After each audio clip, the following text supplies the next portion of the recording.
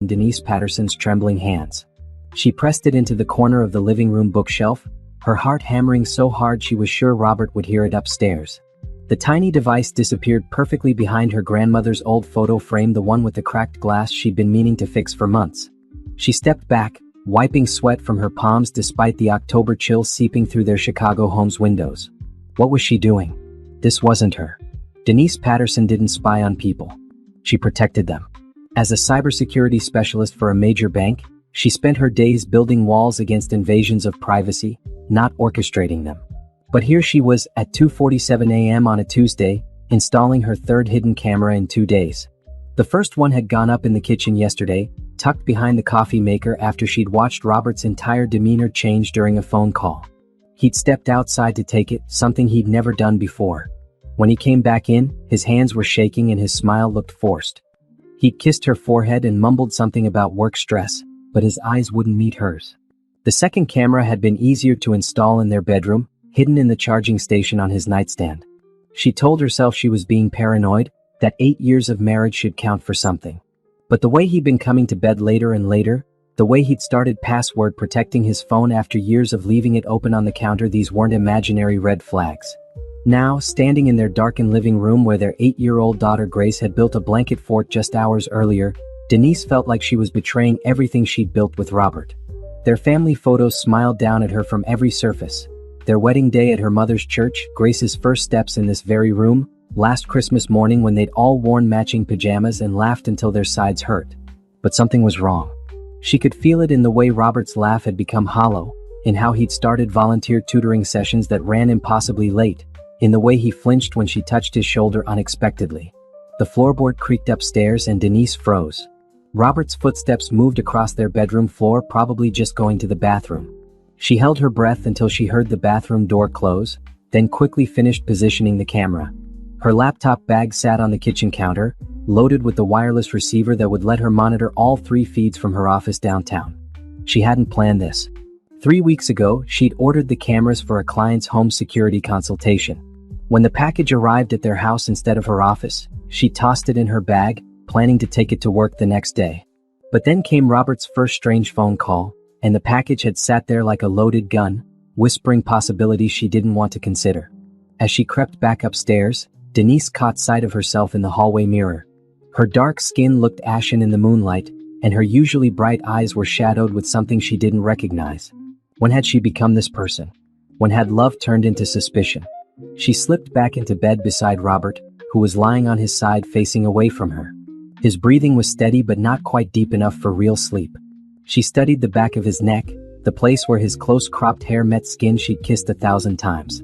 He smelled like the lavender soap Grace had picked out for him at the farmer's market, mixed with the familiar scent of the chalk dust that always clung to his clothes. This was her husband. The man who still made her coffee every morning exactly the way she liked it.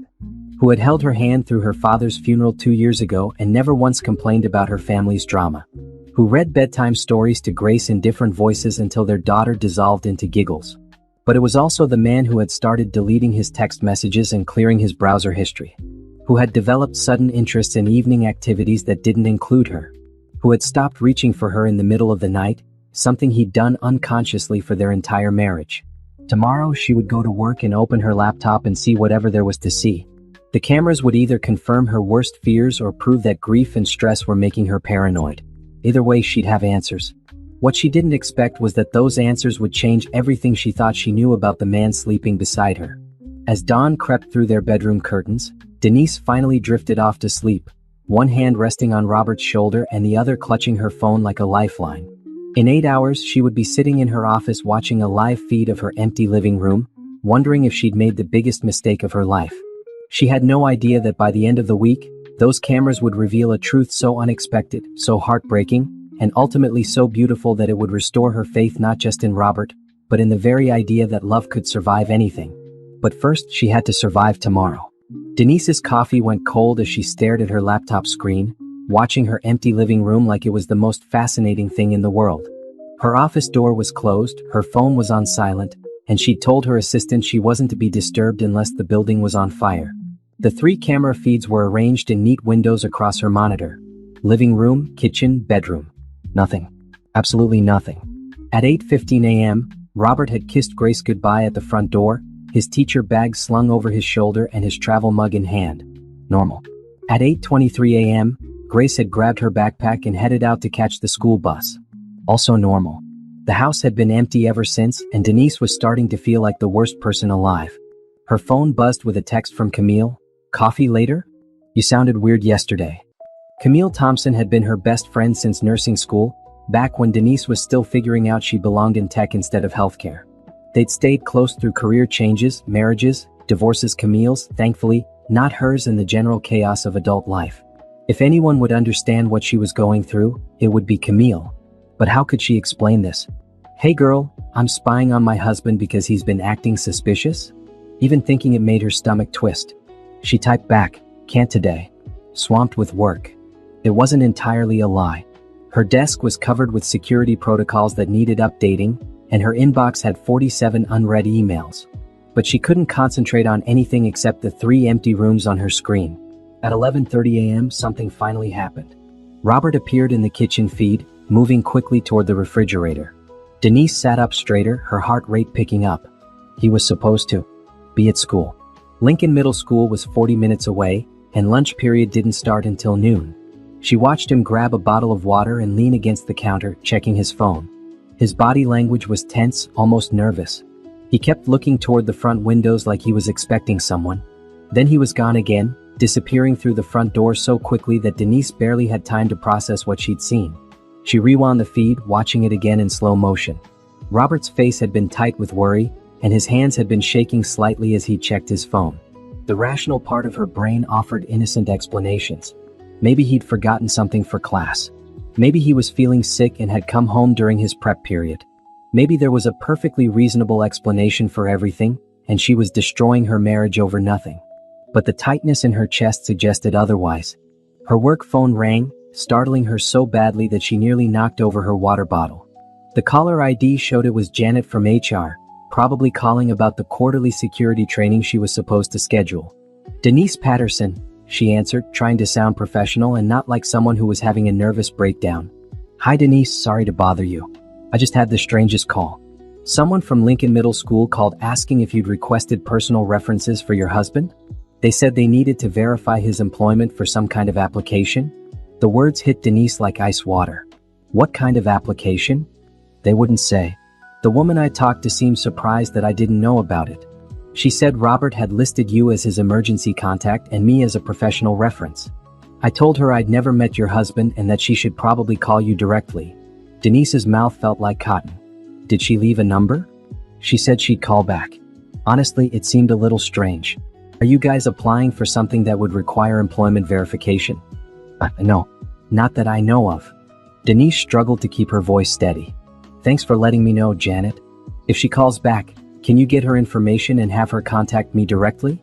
"Of course. Everything okay?" "Yeah, just miscommunication probably. Thanks again." Denise hung up and immediately called Robert's cell phone. It went straight to voicemail, which wasn't unusual during school hours, but today it felt ominous. She tried the main office at Lincoln Middle School. "Lincoln Middle School, this is Patricia. Hi, I'm trying to reach Robert Patterson. He's a 6th grade teacher there." "Oh, I'm sorry. Mr. Patterson called in sick today. Can I take a message?" The world tilted slightly. "Sick? Are you sure?" "Yes, he called first thing this morning. Said he had the flu. Is this an emergency? I could try to reach him." No emergency. I'm his wife. I must have misunderstood. Thank you." Denise hung up with shaking hands. Robert had lied to her. He'd gotten dressed for work, kissed them both goodbye, and then called in sick. He'd come home briefly, looking nervous and checking his phone, and now someone was calling about employment verification for an application she knew nothing about. She looked back at her laptop screen. The house was empty again, but somehow it felt different now. The familiar rooms looked foreign, like she was seeing them through a stranger's eyes. The living room where Grace practiced piano every afternoon. The kitchen where Robert made pancakes every Saturday morning. The bedroom where they'd whispered their dreams to each other in the dark. What was happening to her life? Her hands hovered over the keyboard, torn between calling Robert again and doing something that would cross a line she couldn't uncross. She could access their phone records through their family account. She could check their credit card statements, their bank transactions, their browsing history. Her job had taught her exactly how to find digital footprints, how to track someone's movements through the data they left behind. But that would make her no better than the people her security systems were designed to stop. Her laptop chimed with a motion alert from the kitchen camera. Robert was back, and this time he wasn't alone. Denise leaned forward, squinting at the grainy feed. A woman was with him, tall, elegant, with natural hair styled in a way that suggested she'd spent time and money at a salon. She was wearing a business suit and carrying a leather portfolio, and she was standing much too close to Robert as they talked. The woman handed Robert some papers and he signed them quickly, his movements sharp with anxiety. They spoke for a few more minutes, too far from the camera's microphone for Denise to hear anything, and then the woman left through the front door. Robert stood in the kitchen for a long time after she left, staring down at whatever papers remained in his hands. His shoulders were slumped like he was carrying the weight of the world, and when he finally looked up, Denise could see exhaustion written across his face even through the low-resolution feed. Then he did something that made Denise's blood run cold. He opened the kitchen drawer where they kept important papers, insurance documents, birth certificates, their marriage license, and filed whatever the woman had given him right alongside their most precious documents. As he left the house again, Denise was already grabbing her keys. Whatever was in that drawer, she was going to find out today. Denise's hands shook as she pulled into her own driveway at 2:15 p.m. She'd left work claiming a family emergency, which wasn't technically a lie. Her marriage might very well be having an emergency right now. Grace wouldn't be home from school for another hour, and Robert's car wasn't in the driveway. She had maybe 30 minutes to find out what was in that drawer before she had to become a mother and wife again, pretending everything was normal. The house felt different when she stepped inside. Not physically, everything was exactly where it should be. Grace's art supplies were still scattered across the dining room table from last night's homework project. Robert's coffee mug was still in the sink from this morning. But knowing that cameras were watching her every move in her own home made her feel like an intruder. She went straight to the kitchen drawer, her heart pounding so hard she could hear it in her ears. The drawer stuck slightly, the way it always did, and she had to jiggle it just right to get it open. Under the insurance papers and behind Grace's immunization records, she found a manila folder that hadn't been there 3 days ago. Inside were medical documents. Pages and pages of them, with letterhead from Chicago General Hospital's oncology department.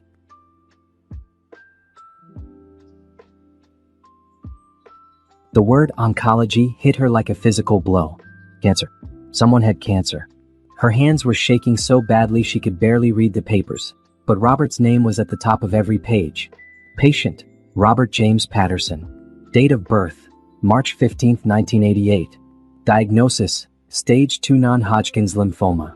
The folder slipped from her hands, papers scattering across the kitchen floor. Stage 2. Cancer. Her husband had cancer and he hadn't told her. She sank down onto the kitchen tiles, gathering the papers with trembling fingers. There were test results dating back 6 weeks. Treatment recommendations. A surgical consultation report. Financial assistance applications that explained the employment verification call.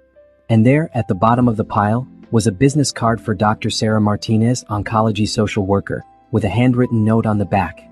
Robert, remember what we discussed about telling your family. The sooner the better. You don't have to carry this alone. Dr. Martinez. The well-dressed woman who had been in her kitchen 2 hours ago wasn't some mistress or business partner. She was Robert's social worker, helping him navigate a cancer diagnosis that he'd been hiding for over a month. Denise sat on her kitchen floor, surrounded by evidence of her husband's suffering, and sobbed like her heart was breaking. Because it was. Not from betrayal, but from the realization that Robert had been carrying this terror alone while she'd been suspicious of his every move. The late nights made sense now. The password on his phone. The deleted texts and cleared browser history. He'd been researching treatments, reading survival statistics, probably joining support groups and trying to figure out how to tell his wife and daughter that their world was about to change forever. She thought about all the times in the past month when she'd found him staring off into space, and she'd assumed he was bored or distant. He'd been processing a cancer diagnosis. She thought about the way he'd been holding Grace a little longer during their bedtime routine, and she'd worried he was being overly sentimental. He'd been memorizing moments in case they were numbered. Her phone buzzed with a text from Robert. Hey baby, feeling better? Picking up Grace from school and taking her for ice cream. Home by 4:30. Love you. He was trying to be normal for Grace's sake. Trying to give their daughter a regular Tuesday afternoon while his world was falling apart. Denise carefully returned all the papers to the folder and put it back exactly where she'd found it. Then she sat at their kitchen table, the same table where they'd eaten breakfast this morning, where Grace had practiced spelling words last night, where they'd planned their Thanksgiving menu just last weekend and tried to figure out what to do with this information. She couldn't let on that she knew. Not yet. Robert would have to tell her himself, in his own time, in his own way. But knowing what she knew now, she could see everything differently. The stress in his shoulders wasn't guilt, it was fear. The distance he'd been putting between them wasn't emotional, it was protective. He wasn't pulling away because he loved her less. He was pulling away because he loved her too much to burden her with this before he had to. But what about the cameras? She'd been watching him, recording him, violating his privacy during the most vulnerable period of his life. The knowledge sat in her stomach like a stone. She pulled out her laptop and quickly disabled all 3 cameras, deleting the software and clearing the recording files. Whatever happened next, she wouldn't be spying on her husband anymore. He deserved better than that. He deserved a wife who trusted him, especially when he was trying to protect her. At 4:25 p.m., she heard Grace's laughter in the driveway, followed by Robert's deeper chuckle. They were talking about something that had happened at school, their voices mixing in the easy rhythm of a father and daughter who adored each other. Denise went to the front window and watched them walk up the sidewalk together. Grace was skipping, her backpack bouncing, a chocolate ice cream stain on her school uniform. Robert was listening intently to whatever story she was telling, his face animated in a way that hid whatever fear he was carrying. When they came through the front door, Robert kissed Denise's cheek like he did every day. But today she noticed how thin he'd gotten, how his hug lasted just a moment longer than usual. "How was your day, baby?" he asked, and his voice carried genuine concern. Even while dealing with cancer, he was worried about her day. "Good," she lied, the same way he'd been lying to protect her. "How are you feeling? You said you were sick this morning." Something flickered across his face, guilt, maybe, or fear that she was seeing through his carefully constructed normalcy. "Better now. Just needed some rest." Grace ran upstairs to change out of her school clothes, and for a moment, Denise and Robert stood alone in their kitchen. The same kitchen where she'd watched him through a hidden camera just hours ago. The same kitchen where he'd met with his social worker to discuss treatment options. The same kitchen where he'd been carrying the weight of a cancer diagnosis while she'd been questioning his fidelity. "Robert," she started, not sure what she was going to say. He looked at her expectantly, and she could see the exhaustion behind his eyes. The bone-deep tiredness of someone who was fighting a battle no one else knew about. "I love you," she said finally. "I just wanted to make sure you knew that." His face crumpled slightly just for a second before he composed himself. "I love you too, Denise. More than you know." That night, she lay awake listening to him breathe beside her, wondering how many nights she had left to take that sound for granted. Tomorrow, she would find a way to let him know that he didn't have to carry this alone. That whatever came next, they would face it together. But tonight, she just listened to him breathe and tried not to think about all the things she should have noticed if she'd been paying attention to her husband instead of being suspicious of him. 3 days passed before Denise couldn't stand it anymore. 3 days of watching Robert pretend everything was normal while dark circles deepened under his eyes and his appetite disappeared. 3 days of Grace chattering about school and weekend plans while her father smiled and nodded and looked like he was memorizing every word. On Friday evening, after Grace was asleep, Denise found Robert in their basement home office, staring at his laptop screen with an expression of quiet desperation. She could see the glow of the Chicago General Hospital website reflected in his glasses. "Robert," she said softly, and he startled so violently that he nearly knocked over his coffee mug. "Hey baby, I was just work stuff." He quickly closed the laptop, but not before Denise caught a glimpse of a page titled, "What to Expect During Chemotherapy." Her heart broke all over again. She moved into the room and closed the door behind her, then turned to face her husband, the man who had been fighting the biggest battle of his life in complete isolation for 6 weeks. "We need to talk," she said. Something in her tone must have warned him because his whole body went rigid. "About what?" "About the fact that you have cancer and you've been hiding it from me." The color drained from Robert's face so quickly that Denise thought he might faint. He gripped the edge of his desk, his knuckles going white. How did you?" He stopped, closed his eyes, and when he opened them again, they were filled with tears. "Oh God, Denise. I'm so sorry." She crossed the room and knelt beside his chair, taking his hands in hers. They were ice cold and shaking. "Tell me everything. From the beginning." For a moment, she thought he was going to deny it, to try to maintain the lie that was clearly destroying him. But then his shoulders sagged and 8 weeks of carefully controlled fear came pouring out. "It started with the night sweats," he whispered. "About 2 months ago. I thought it was stress from the new school year, but they kept getting worse. Then I found a lump in my neck and I tried to ignore it, but Camille's divorce papers mention how her ex-husband ignored symptoms and..." He stopped, shaking his head. "That doesn't matter. I went to my doctor 6 weeks ago." Denise's chest tightened. 6 weeks. He'd been dealing with this for 6 weeks while she'd been worried about him coming home late and deleting text messages. "The tests took forever," he continued, his voice barely audible. "Blood work, scans, a biopsy. Every day I came home and looked at you and Grace and I thought, what if this is the last normal day we have? What if I'm about to destroy our whole world? Robert." And then I got the diagnosis. Stage 2 non-Hodgkin's lymphoma. The doctor said it's treatable, that the survival rates are good, but all I could hear was the word, cancer. All I could think about was my father. Robert's father had died of lung cancer when Robert was Grace's age. Denise remembered the stories he'd told her about watching his dad waste away, about how the treatments had seemed worse than the disease, about how his mother had become a shell of herself trying to care for everyone. "I couldn't do that to you," he said, tears flowing freely now. "I couldn't watch you become my mother, exhausted and terrified and trying to hold everything together while I fell apart. And Grace. God, Denise, what if I put her through what I went through? What if I die and leave her with those memories?" Denise pulled him into her arms, feeling his whole body shake with suppressed sobs. "You should have told me. We're married, Robert. We're supposed to face things together." "I was going to," he said against her shoulder. "I've been trying to figure out how. Dr. Martinez, she's my social worker, she's been helping me plan what to say. We were going to tell you this weekend. I just wanted to have all the information first, to be able to answer your questions, to have a treatment plan so you'd know I was going to fight this thing." She pulled back to look at him, seeing her husband clearly for the first time in weeks. The weight loss wasn't from stress eating, it was from the cancer.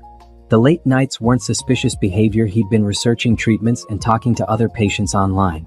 The password on his phone wasn't hiding an affair, it was protecting her from seeing his medical messages and search history. "What's the treatment plan?" she asked, trying to keep her voice steady. 6 months of chemotherapy starting Monday. The oncologist thinks we caught it early enough that chemo alone should be sufficient, but..." He swallowed hard. "There's a chance I might need radiation later. And there are side effects.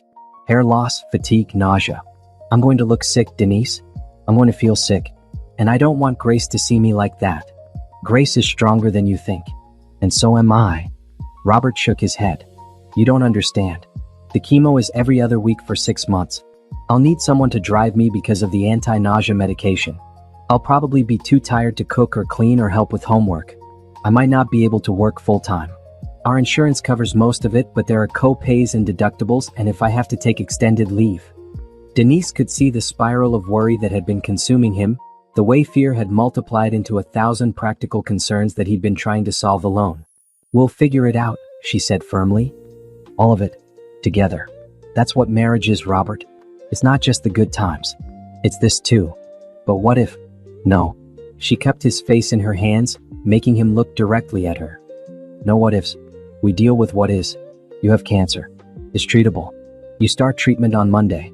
I'm going to drive you and I'm going to hold your hand and we're going to beat this thing together. Okay?" For the first time in weeks, Robert's smile looked real. "Okay." They sat together in the quiet basement office, holding each other while the weight of secrets finally lifted from Robert's shoulders. There would be difficult conversations ahead. They still had to tell Grace, to call Robert's mother and Denise's sister, to rearrange their lives around treatment schedules and side effects. But tonight, they were just a husband and wife who loved each other, facing the unknown together the way they'd promised to do 8 years ago. "Denise," Robert said quietly, "how did you find out?" "I was so careful." She thought about the cameras, about the hours she'd spent watching him through a screen instead of simply asking him what was wrong. The guilt she'd been carrying for 3 days pressed against her chest like a physical weight. "I saw the medical papers in the kitchen drawer," she said, which was true if not the whole truth. "And I called your school looking for you on Tuesday. They said you'd called in sick." Robert nodded, accepting this explanation. "I had an appointment with Dr. Martinez that day. We were discussing family disclosure strategies." Family disclosure strategies. While she'd been convinced he was having an affair, he'd been meeting with a social worker to figure out how to tell his wife and daughter that he might be dying. "I'm sorry I didn't trust you," she whispered. "I'm sorry I didn't trust you," he whispered back. They would both carry those apologies forward, using them to build something stronger than what they'd had before. Because sometimes love meant protecting each other from hard truths, and sometimes it meant facing those truths together. The trick was knowing the difference. On Monday, Denise would sit in a chemo clinic holding Robert's hand while poison dripped into his veins to kill the cancer trying to steal her husband. It would be the beginning of the hardest 6 months of their lives. But it would also be the beginning of the strongest their marriage had ever been. Saturday morning arrived with the kind of autumn sunshine that made everything look deceptively peaceful. Grace was at the kitchen table working on a jigsaw puzzle, her tongue poking out in concentration as she tried to fit a piece of bright blue sky into place. Robert was making pancakes, his Saturday tradition, but his movements were slower than usual, more deliberate. Denise watched him from the doorway, seeing everything differently now. The way he kept glancing at Grace like he was memorizing her profile. The way his hand shook slightly as he flipped a pancake. The way he'd made extra, as if this might be their last normal Saturday morning breakfast. "Daddy, this piece is broken," Grace announced, holding up a puzzle piece with a bent edge. "Let me see, baby girl." Robert wiped his hands on a dish towel and examined the piece. "It's not broken, just a little worn. Sometimes the best pieces look a little different, but they still fit perfectly where they belong." Denise's throat tightened. Everything felt heavy with meaning today, even innocent conversations about puzzle pieces. They decided to tell Grace after breakfast, before she made plans with her friends or settled into her usual Saturday routine of art projects and cartoons. Dr. Martinez had recommended honesty appropriate for her age level. Explain the illness, the treatment, and the fact that Daddy would be getting medicine to make him better, but that the medicine might make him tired and sick for a while. Keep it simple, Dr. Martinez had said during their family consultation call on Friday night. Children Grace's age can handle more truth than parents think, but they need concrete information and lots of reassurance about their own security. Grace had listened to the phone conversation from the stairs. Denise had caught her shadow in the hallway, but she'd been too far away to hear details. She'd been quieter than usual since then, watching her parents with the sharp intuition that 8-year-olds possessed when adults were trying to hide something. After breakfast, Robert cleared his throat in the careful way that meant he had something important to say. Grace looked up from her orange juice, immediately alert. "Grace, your mom and I need to talk to you about something," Robert began. "It's nothing you did wrong and you don't need to be scared, but it is something important." Grace set down her glass with the exaggerated care of a child who sensed the adults needed her to be very good right now. "Okay, Daddy." Robert looked at Denise and she nodded encouragingly. They'd practiced this conversation, but now that the moment was here, all their careful words felt inadequate. "You know how sometimes people get sick and they have to take medicine to get better?" Robert asked. Grace nodded solemnly.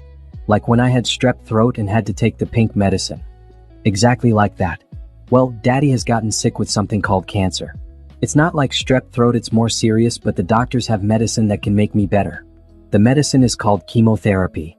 Grace's eyes went wide. At 8 years old, she'd heard the word cancer before, probably at school or on TV, and she knew it was something serious. "Are you going to die?" The question hit like a physical blow. Robert's carefully prepared explanation crumbled, and for a moment he just stared at his daughter's worried face. "No, baby girl," he said finally, his voice thick with emotion. "The doctors say the medicine should make me all better. But while I'm taking it, I'm going to be very tired and I might feel sick sometimes. I might lose my hair and I'll have to go to the hospital a lot for treatments." "Will it hurt?" Grace asked, and Denise could see tears gathering in her daughter's eyes. "Sometimes," Robert said honestly. "But the doctors will give me medicine for the hurt too. And Mommy will be with me and you'll be with me and we're all going to take care of each other." Grace was quiet for a long moment, processing this information with the seriousness of a child who understood that her world was changing. Then she asked the question that broke both her parents' hearts. "Is it because I wished for a baby brother last year? Did I make you sick?" "Oh, sweetheart, no." Robert pulled Grace into his lap, holding her close. "This has nothing to do with anything you wished for or said or did. Sometimes people just get sick and nobody knows why. It's not your fault, it's not Mommy's fault, and it's not my fault. It's just something that happened." "But you're going to get better?" Grace pressed, needing the reassurance repeated. "I'm going to fight very hard to get better," Robert promised. "And I have the best doctors and the best family, and that's going to help me be strong." Grace was quiet again, thinking. Then she wiggled out of Robert's lap and ran upstairs. Denise and Robert looked at each other, wondering if they'd handled it wrong, if they should follow her. Grace returned a few minutes later carrying her favorite stuffed animal, a worn teddy bear named Dr. Buttons that she'd gotten for her 5th birthday. She climbed back into Robert's lap and pressed the bear into his hands. "Dr. Buttons helped me feel better when I was scared about starting 2nd grade, she said seriously. "You can borrow him while you're getting better. He's very good at making people not scared." Robert's composure finally cracked. He buried his face in Grace's hair, his shoulders shaking as he cried silent tears of gratitude and heartbreak. Their 8-year-old daughter was trying to comfort him with her most precious possession. "Thank you, baby girl," he whispered. "Dr. Buttons is going to help me a lot." They spent the rest of the morning answering Grace's questions, which ranged from practical, "Will you still be able to drive me to school?" to philosophical, "Do sick people have different dreams?" to heartbreakingly innocent, "Can I come to the hospital with you so you're not lonely?" By lunchtime, Grace seemed to have processed the information as well as any 8-year-old could. She was still quieter than usual, but she'd started talking about ways she could help. Bringing Robert water when he felt sick, reading him stories when he was tired, and letting him pick the movie for family movie night, because sick people should get to choose. That afternoon, while Grace was playing in the backyard, Denise found Robert sitting on their bed, holding Dr. Buttons and staring out the window. "She's going to be okay," Denise said, sitting beside him. "She's 8 years old, Denise. She shouldn't have to worry about whether her father is going to live or die. She's not just any 8-year-old. She's our 8-year-old. She's got your strength and my stubbornness, and she's going to be exactly what you need her to be." Robert nodded, but his grip on the stuffed bear tightened. "What if the treatment doesn't work? What if? Then we'll deal with that when we come to it," Denise said firmly. "But today, right now, we have a daughter who knows the truth and still loves us. We have a treatment plan that starts Monday. We have each other. That's enough for today." That night, Grace insisted on sleeping in their bed, curled up between her parents like she used to do during thunderstorms when she was smaller. As she drifted off to sleep, she mumbled something about making sure Daddy didn't have bad dreams. Denise lay awake long after Robert and Grace had fallen asleep, listening to the sound of her family breathing in the darkness. On Monday, their real fight would begin. There would be hospitals and side effects, good days and bad days, hope and fear in equal measure. But tonight, they were all together and they all knew the truth, and somehow that felt like victory already. The cameras she'd hidden earlier that week were long gone, but she didn't need them anymore to see what mattered. Her husband was brave and terrified and human. Her daughter was resilient and loving and wise beyond her years. Her family was facing the unknown together. And that was enough. Monday morning arrived gray and drizzling, as if the weather understood the gravity of the day. Denise had taken the week off from work, telling her supervisor only that there was a family medical situation that required her immediate attention. Robert had submitted his extended medical leave paperwork on Friday, and his substitute teacher would start today. They dropped Grace off at school first, both of them hugging her a little longer than usual. She'd packed an extra granola bar in Robert's lunch bag with a note that read, "For when the medicine makes you hungry," in her careful 2nd grade handwriting. The cancer center at Chicago General Hospital was nothing like Denise had imagined. Instead of the stark, depressing medical facility she'd pictured, it was warm and welcoming with soft lighting and comfortable furniture. Volunteers offered coffee and magazines, and the staff moved with the kind of gentle efficiency that suggested they understood they were dealing with people on the worst days of their lives. Dr. Sarah Martinez met them in the lobby, the same woman Denise had seen on the security footage but now could appreciate as the lifeline she'd been for Robert during his weeks of secrecy. "How are we feeling today?" Dr. Martinez asked, though her question was clearly directed at both of them. "Nervous," Robert admitted, "but ready. That's completely normal. Denise, I'm so glad you're here. Robert's been worried about how to include you in his care team." Denise took Robert's hand, feeling the slight tremor in his fingers. "I'm not going anywhere." The chemo suite was a large, open room filled with comfortable recliners, each with its own 4-pole and privacy curtain. Patients in various stages of treatment read books, dozed, or talked quietly with family members. The atmosphere was peaceful, almost meditative, despite the serious medical procedures taking place. Robert's nurse, a woman named Linda with kind eyes and steady hands, explained the process as she prepared his for. The treatment would take about 4 hours, first anti-nausea medication, then the chemotherapy drugs, then more anti-nausea medicine and fluids to help his body process everything. "The first treatment is often the easiest," Linda explained as she found a vein in Robert's arm. "Your body hasn't built up a cumulative reaction yet. Some people feel fine for the first few days, then experience fatigue and nausea. Others feel effects right away. Everyone's different. Denise settled into the chair beside Robert's recliner, her laptop bag filled with work she probably wouldn't be able to concentrate on. Robert had brought a stack of books and his tablet loaded with movies, but for now they just sat quietly, holding hands as the first bag of medicine dripped slowly into his bloodstream. "I keep thinking I should feel different," Robert said after about an hour. "Like I should be able to feel the poison fighting the cancer." "The drugs are working even if you can't feel them," Linda assured him, checking his vitals. "Sometimes the best medicine is the kind you don't notice." Around noon, Camille appeared in the doorway of the chemo suite, still wearing her nursing scrubs from her shift at Children's Hospital. Denise looked up in surprise. "What are you doing here?" "Robert called me yesterday," Camille said, her eyes bright with unshed tears. "Asked if I could come sit with you guys for a while. I hope that's okay." Denise felt a rush of gratitude so strong it nearly knocked her over. In the chaos of Robert's diagnosis and treatment planning, she'd been so focused on being strong for her husband that she'd forgotten she might need support too. "It's more than okay," she said, hugging her best friend tightly. Camille had brought lunch from their favorite deli, and the three of them spent the next. Robert told stories about his students, and Denise found herself laughing for the first time in days. "You know what's funny?" Robert said as Linda prepared to start his second bag of medication. "I spent 6 weeks terrified to tell anyone about this, convinced that saying it out loud would make it more real. But sitting here with you two, it feels less scary somehow. Like I'm not fighting this alone anymore." "You were never fighting it alone," Denise said. "You just couldn't see your army yet." The afternoon passed more quickly than expected. Robert dozed intermittently, and when he was awake, he seemed more relaxed than he'd been in weeks. The secret that had been eating him alive was gone, replaced by a concrete plan and people who loved him. As Linda removed his around 4 p.m., she handed them a packet of information about what to expect over the next few days. "Remember, everyone reacts differently," she said.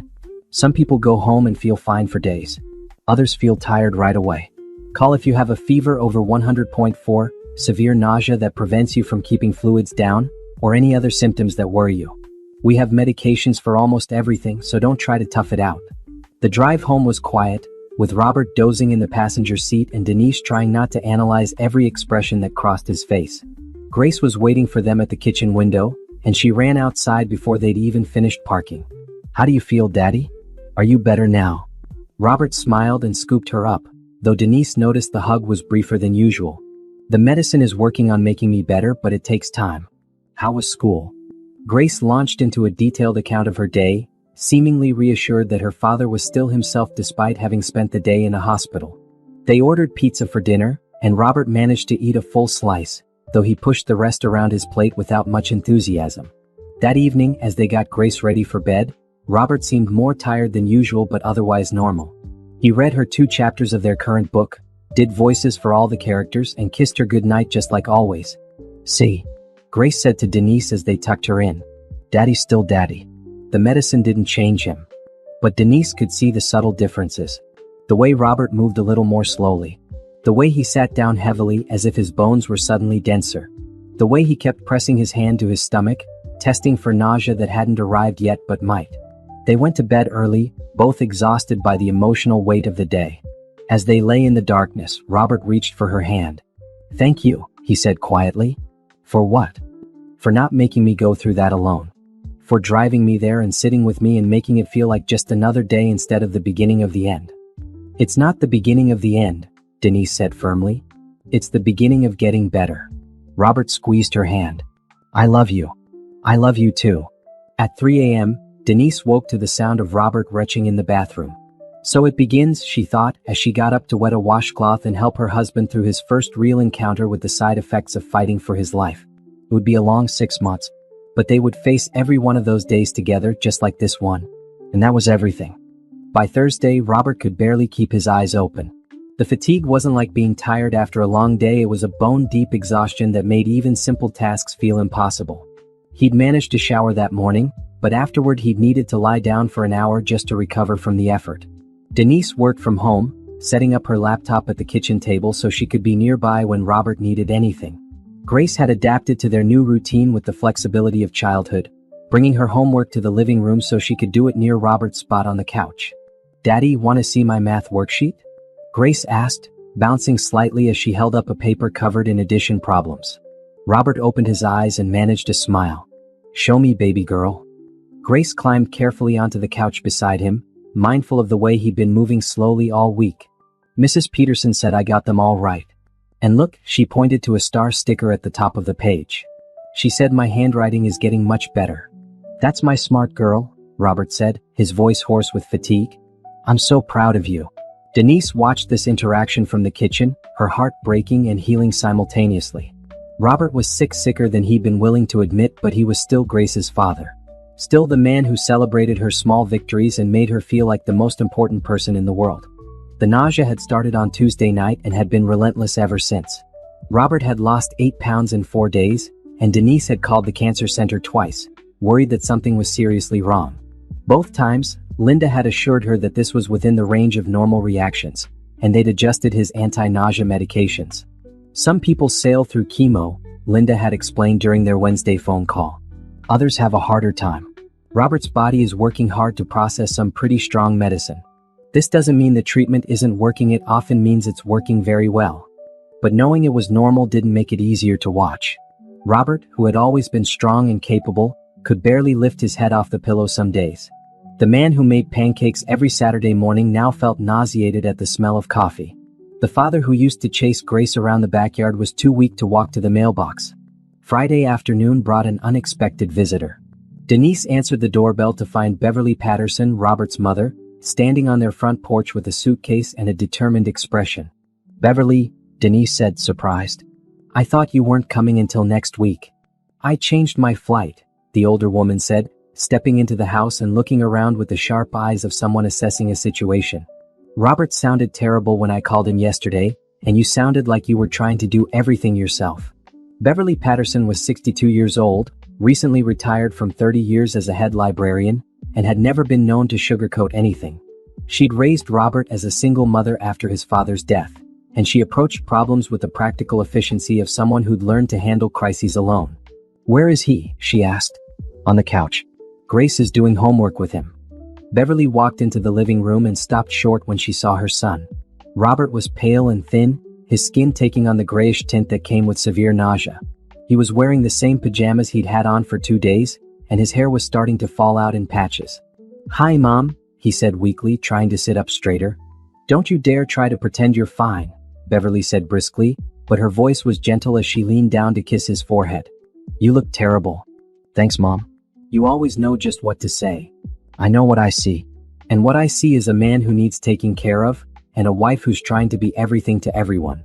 She looked at Grace, who was watching this exchange with wide eyes. And a granddaughter who's being very brave but probably needs some extra attention too. Beverly was right, Denise realized. In her focus on Robert's immediate needs, she'd been trying to maintain normalcy for Grace while managing her own fear and exhaustion. She'd been living on coffee and adrenaline for 5 days, sleeping in snatches and snapping at people over small things. I can help, Beverly announced. I raised a son through cancer treatment once before, unfortunately. I know what we're dealing with. For the first time since Monday, Denise felt like she could breathe fully.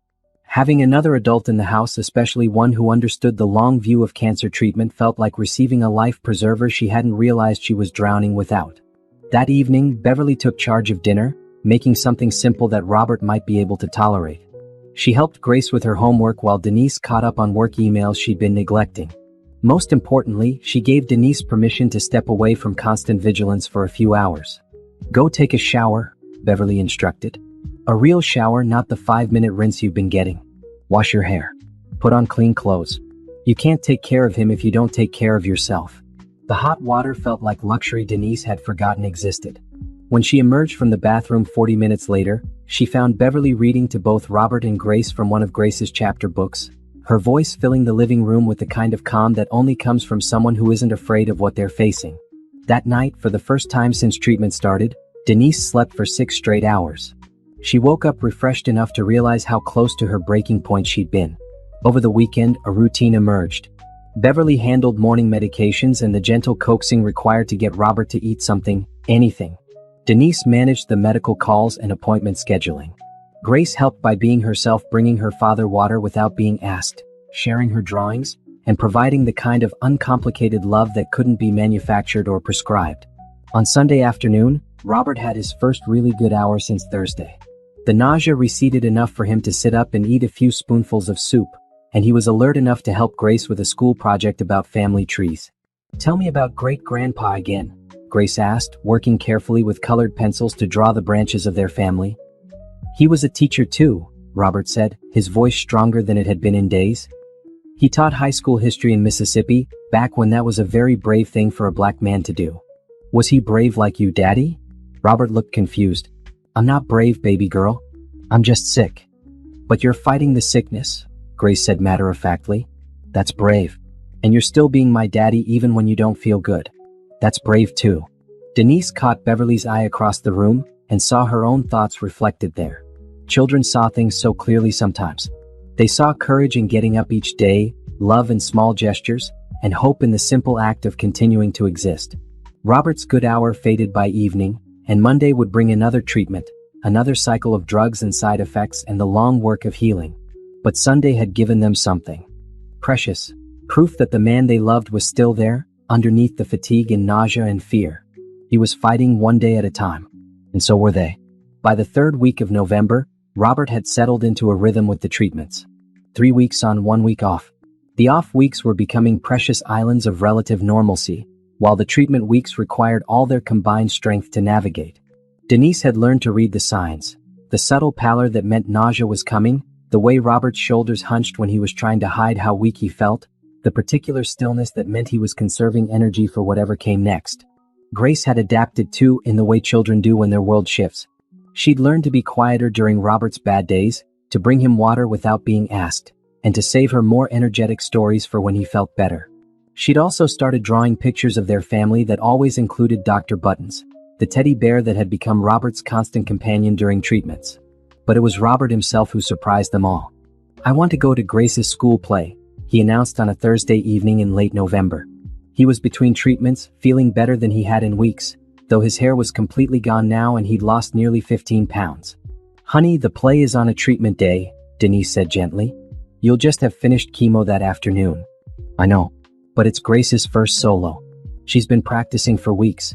I'm not missing it." Grace looked up from her dinner, hope blazing in her eyes.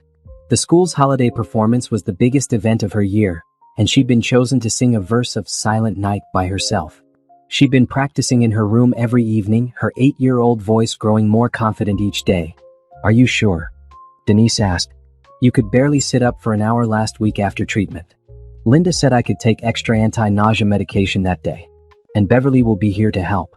I'm going to that play even if you have to wheel me there in a hospital bed." Beverly, who had extended her visit indefinitely, nodded approvingly. "Good. That little girl needs to see her father in the audience cheering for her. We'll figure out the logistics." The night of the play, Robert was pale and exhausted from his afternoon treatment, but he was dressed in his best sweater and sitting in the third row of Hawthorne Elementary's multipurpose room. Beverly sat on one side of him, Denise on the other, and they all held their breath as Grace walked to the front of the stage.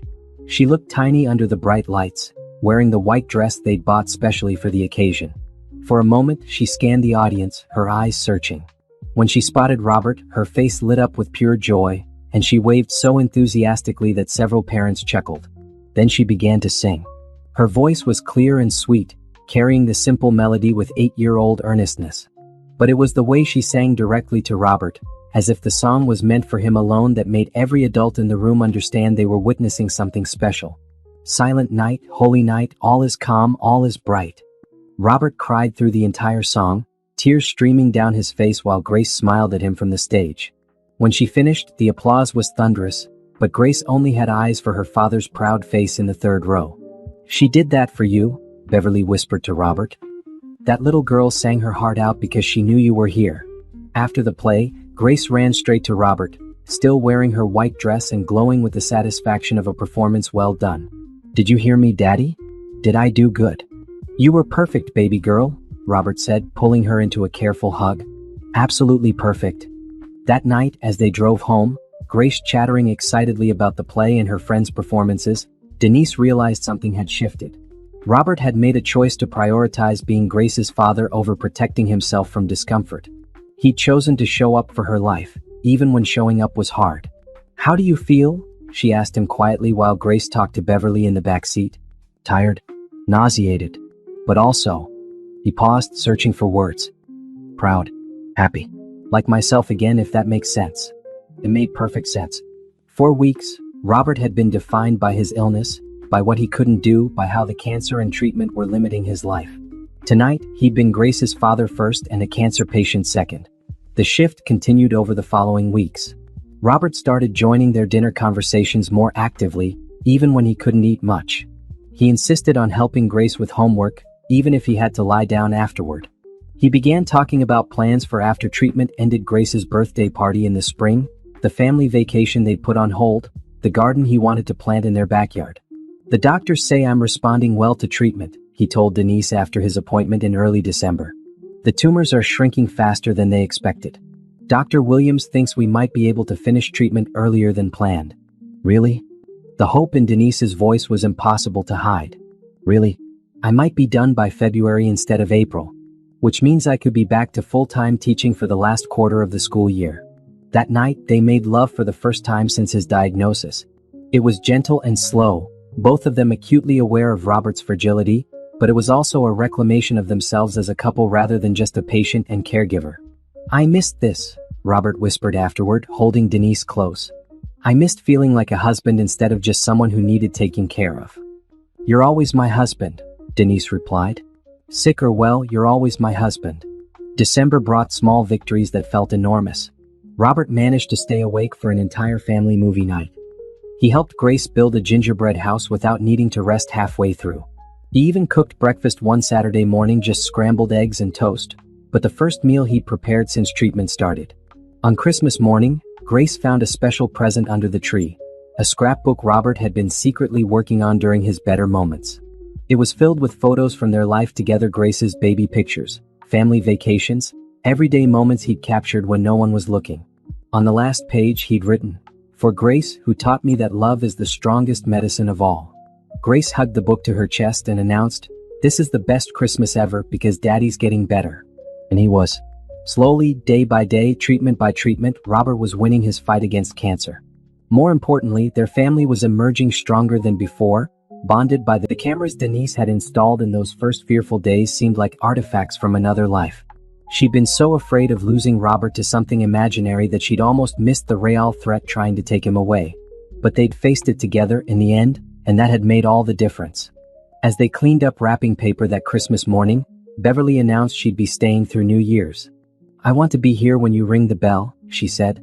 The bell was a tradition at the cancer center. Patients rang it on their last day of treatment, marking the end of their journey. Robert's bell ringing was still 6 weeks away, but already they could see it on the horizon, the finish line of the hardest race they'd ever run.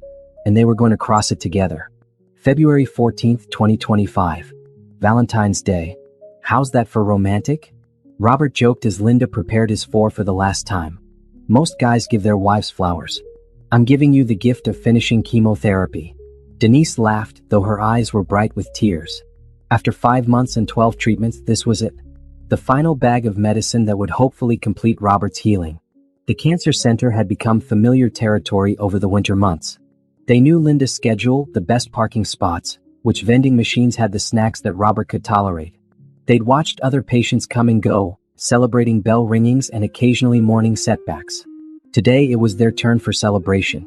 Grace was at school, but she'd made Robert a card that morning that read, "Happy last chemo day, Daddy," in her careful third-grade handwriting. Inside, she'd drawn a picture of their family under a rainbow, with Robert standing tall and strong, his hair magically grown back in brown crayon curls. "She's been counting down the days on her calendar," Denise told Linda as the nurse checked Robert's vitals. "She's more excited about this than her birthday." "That's how it should be," Linda said warmly. "This is a birthday of sorts, the beginning of the rest of your lives." Robert looked better than he had in months. The treatments had taken their toll. He was still thin, still tired more easily than before, but there was color in his cheeks again and life in his eyes. Most remarkably, his hair had started growing back, a soft fuzz that Grace insisted on touching every morning for luck. Dr. Williams, Robert's oncologist, stopped by during the treatment to deliver the news they'd been hoping for. "Your latest scans look excellent," he said, settling into the chair beside Robert's recliner. "No sign of active cancer. The lymph nodes are normal size, and your blood work is better than we've seen since you started treatment." Denise felt her knees go weak with relief. They'd been optimistic based on how well Robert had been responding, but hearing the official confirmation felt like a miracle. "So I'm cured?" Robert asked. "We don't use that word right away," Dr. Williams explained gently. "We'll say you're in remission. We'll do scans every 3 months for the first year, then every 6 months after that. But based on what we're seeing, you have every reason to be very optimistic about your future." Remission. The word settled over them like a warm blanket. Not cured, not yet, but close enough to start planning for tomorrow again. As the final bag of chemotherapy dripped into Robert's system, they talked about the future in concrete terms for the first time in months. Robert would return to teaching in March, starting with half-days and building back to full-time. Grace's birthday party in April, they could plan something big now, invite all her friends. The summer vacation they'd postponed, maybe they'd finally take that trip to Disney World that Grace had been requesting for 2 years. "I want to plant a garden," Robert said, watching the last of the medicine disappear from the 4-bag. "I want to grow things. I want to watch things come back to life." Camille arrived just as Linda was removing Robert's 4 for the final time, bringing a bouquet of daffodils and a bottle of sparkling cider for the celebration. "You did it," she said, hugging them both. "You beat cancer." "We did it," Robert corrected. "All of us together." At 3:30 p.m., Linda handed Robert a small brass bell, worn smooth by the hands of countless patients who had reached this same milestone.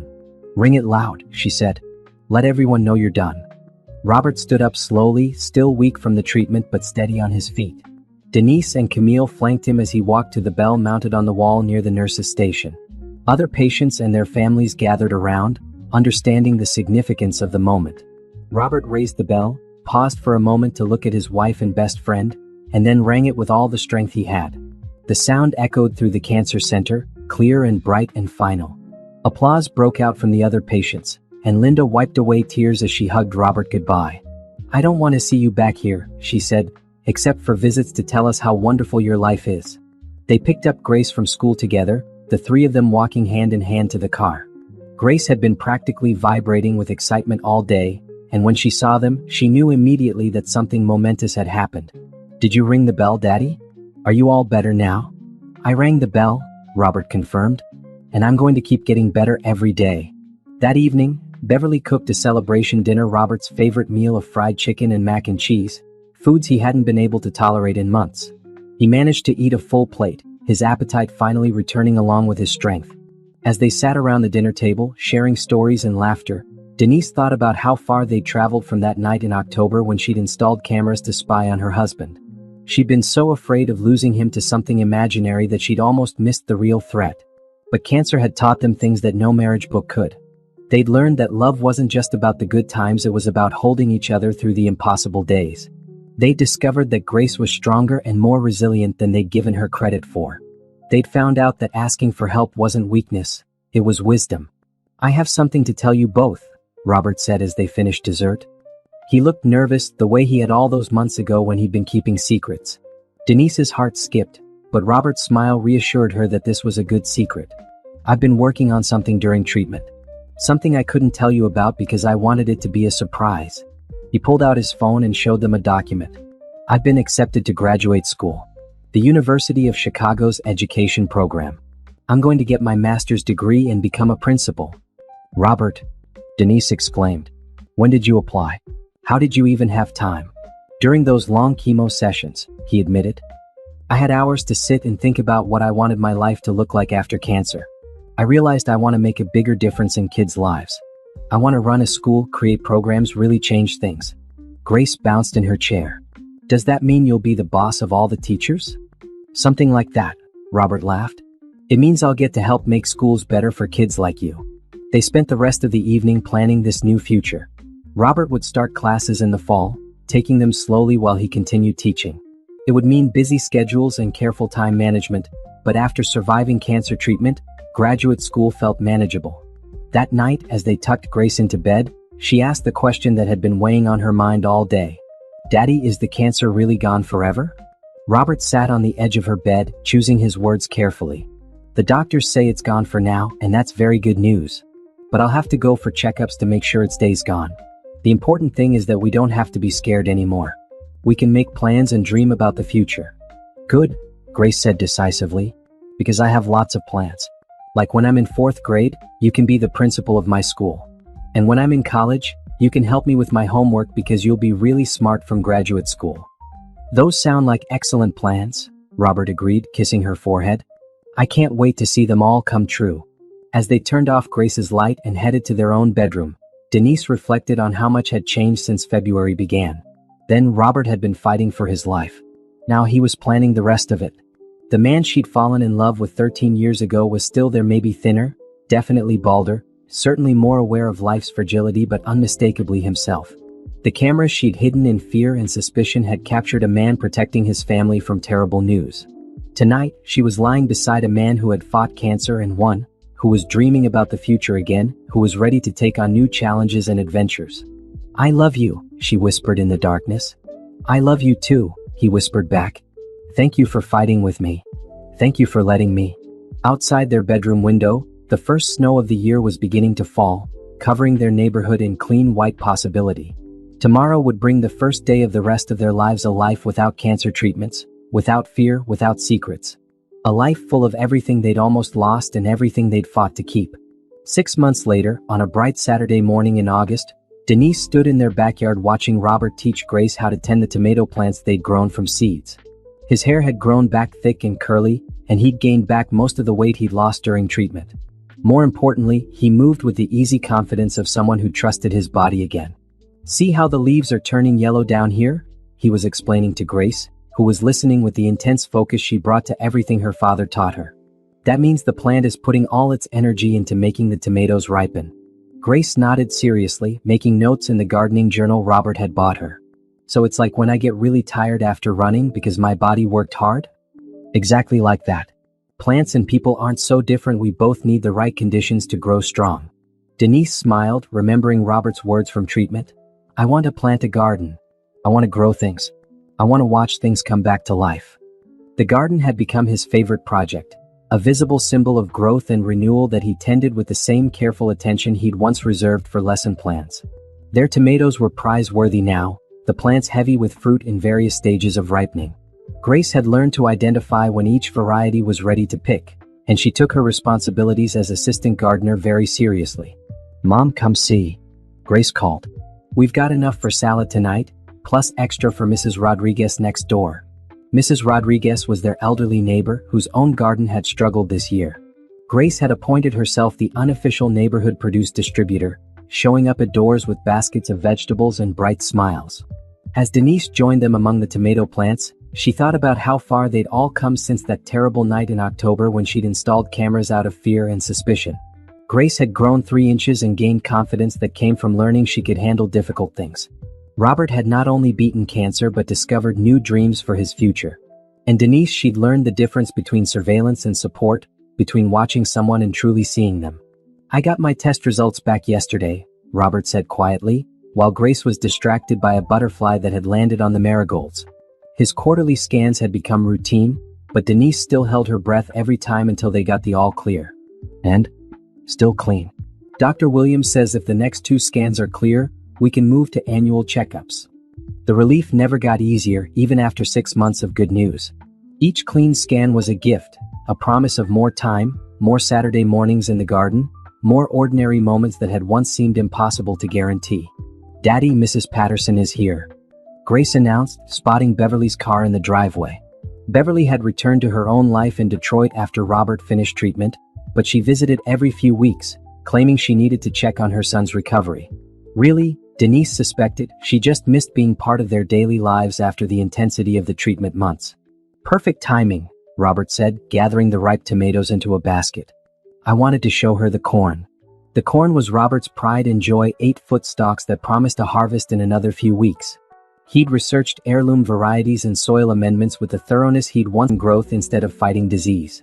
Beverly appeared in the backyard carrying a covered dish and wearing the expression, "Well," she announced without preamble, "I've decided to move to Chicago." The reaction was immediate and enthusiastic. Grace cheered and ran to hug her grandmother. Robert looked shocked but pleased. Denise felt a rush of gratitude. Beverly had become family in the truest sense during Robert's treatment, and having her nearby would be a blessing for all of them. "Are you serious?" Robert asked. "Dead serious. I found a lovely apartment about 20 minutes from here. 2 bedrooms so Grace can have sleepovers whenever she wants. Close enough to help but far enough away that I won't be in your business every day. But what about Detroit? Your friends, your house. Beverly waved a hand dismissively. My friends will visit. The house will sell. At my age, I've learned that family is more important than geography. Besides, she added with a smile, someone needs to help with that grandchild of mine, and I have a feeling you two might want to give her a sibling eventually. Denise and Robert exchanged a look. They had talked about expanding their family, carefully and tentatively, now that Robert's health was stable. The conversation was still theoretical, but it was a conversation they could have again, planning for the future instead of just surviving the present. Plus, Beverly continued, I've been volunteering at the cancer center. Linda introduced me to their patient family support program. Turns out there's quite a need for people who understand what families go through during treatment. Of course there was. Beverly had navigated cancer with her first husband, then again with Robert. She understood the particular fears and challenges that came with loving someone through treatment. Her practical wisdom and refusal to be intimidated by medical situations would be invaluable to other families starting their own fights. They spent the afternoon together, picking vegetables and planning Beverly's move. Grace appointed herself the official apartment decorator, full of ideas about where Beverly should put her furniture and which walls needed family photos. As evening approached, they moved inside for dinner, the kitchen filled with the easy conversation of people who'd been through something difficult together and come out stronger. Robert looked relaxed in a way that still sometimes surprised Denise, the constant tension of treatment and recovery finally replaced by simple contentment. I have news too, Denise announced as they finished eating. I got a promotion at work. They want me to head up the new cybersecurity awareness program. The position would mean traveling to schools and community centers, teaching people about digital privacy and online safety. It was work that felt meaningful in a way her previous job hadn't, protecting people instead of just protecting data. That's wonderful, Robert said, reaching for her hand across the table. You'll be amazing at that. It means I'll be away sometimes, overnight trips for training sessions. I'll hold down the fort, Robert assured her. Grace and I are pretty good partners these days. They were. Robert's treatment had forced him to slow down, to be more present in the daily routines of Grace's life. He discovered that he actually enjoyed the school pickup conversations and homework supervision that had once felt like chores. Grace, in turn, had become more independent and helpful, rising to meet the family's needs with 8-year-old determination.